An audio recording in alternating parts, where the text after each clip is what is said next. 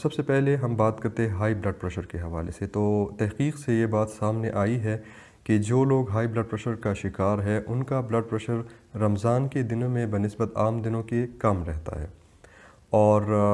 Medications کے ساتھ یہ ہے کہ بلڈ پریشر کا کنٹرول عام دنوں کی نسبت تھوڑا سا بہتر رہتا ہے۔ تو اگر پیشنٹ کو کوئی اور ساتھ میں پیچیدگی نہیں ہے اور ان کا بلڈ پریشر کنٹرول ہے تو وہ آرام کے ساتھ احتیاط کے ساتھ روزہ رکھ سکتے ہیں۔ لیکن گرم مرطوب جگہوں پہ جو لوگ رہتے ہیں یا وہ جو لیبرر ہیں باہر دھوپ وغیرہ میں کام کرتے ہیں تو وہ پانی کم کرنے والی ادویات یا ڈائیوریٹکس جو جسم سے پانی کا اخراج کرتے ہیں ان کا استعمال جو ہے ان کی جگہ کوئی اور کلاس آف میڈیسن جو ہے ان کے لیے ریکمنڈیشن میں ہونی چاہیے، اور یہ ہر پیشنٹ اپنے ڈاکٹر کے ساتھ رمضان سے پہلے کنسلٹ کرنے کے بعد اپنی ڈوز اور میڈیکیشن کی ٹائپ جو ہے وہ آرام سے اس میں کر سکتا ہے۔ دوسرا گروپ ہارٹ اٹیک کے پیشنٹس ہے۔ تو ریسرچ کے مطابق پہلے 3 مہینوں میں روزہ رکھنا جو ہے ہارٹ اٹیک کے بعد یہ خطرناک ثابت ہو سکتا ہے۔ 6 ہفتوں کے بعد معالج کے مشورے سے مریض اگر اس میں کوئی سمٹمز نہیں ہے، ویری ہائی رسک نہیں ہے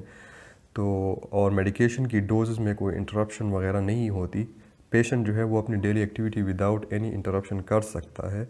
تو وہ بھی روزہ رکھ سکتا ہے۔ اسٹیبل انجائنا کے مریض، میں نے جیسے آپ کو پہلے بھی بتایا کہ انجائنا یا دل کی رگوں کی تنگی کی وجہ سے جو درد ہوتا ہے سینے میں، ان کے مریض اگر اسٹیبل پیشنٹس ہیں ان کو روٹین کی جو ایکٹیویٹیز ہے ان کے دوران تکلیف نہیں ہوتی، ان کی میڈیکیشنز جو ہے وہ جو ہے وہ ریگولر لے رہے ہیں، لائف سٹائل موڈیفیکیشن پہ وہ بھی جو ہے عمل کر رہے ہیں، دن کے کسی حصے میں ان کو بریک تھرو میڈیسنز کی ضرورت نہیں پڑتی تو یہ لوگ بھی روزہ رکھ سکتے ہیں۔ اور اویلیبل ریسرچ میں یہ بات بھی سامنے آئی ہے کہ انجائنل سمٹمز جو ہے وہ رمضان کے دوران امپروو ہوتے ہیں، تو ان لوگوں کے لیے بھی روزہ جو ہے وہ مناسب رہے گا۔ چوتھی مریض جو ہوتے ہیں وہ ہارٹ فیلئر کے مریض ہیں۔ تو ایڈوانس ہارٹ فیلئر کے مریض جو ہوتے ہیں، جو جیسے میں نے آپ کو پہلے بتایا کہ ان کو بیٹھے بیٹھے علامات ہوتی ہے، سانس پھولنا، وہ اپنا ڈیلی ایکٹیویٹیز وہ بغیر سمٹمز کے نہیں کر سکتے، تو ایسے پیشنٹ جو ہے پھر یہ روزہ نہ رکھیں۔ اسٹیبل ہارٹ فیلئر والے مریض جو اپنی ڈیلی ایکٹیویٹیز کرتے ہیں، میڈیکیشن کی پراپر ڈوزز پہ ہے، لائف سٹائل موڈیفیکیشنز کو وہ اپنا رہے تو پھر وہ روزہ رکھ سکتے ہیں، کچھ احتیاطی تدابیر کو نظر رکھتے ہوئے کہ وہ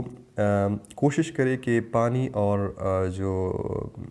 مشروبات کا استعمال ہے وہ محتاط انداز میں کرے، میڈیکیشنز جو ہے ان کی ڈوزز میں یا ان کے اسکیڈول میں بہت زیادہ جو ہے وہ ڈسرپشن اس میں نہ ہو، تو ایسے مریضوں کے لیے پھر روزہ جو ہے وہ نسبتاً محفوظ ہے۔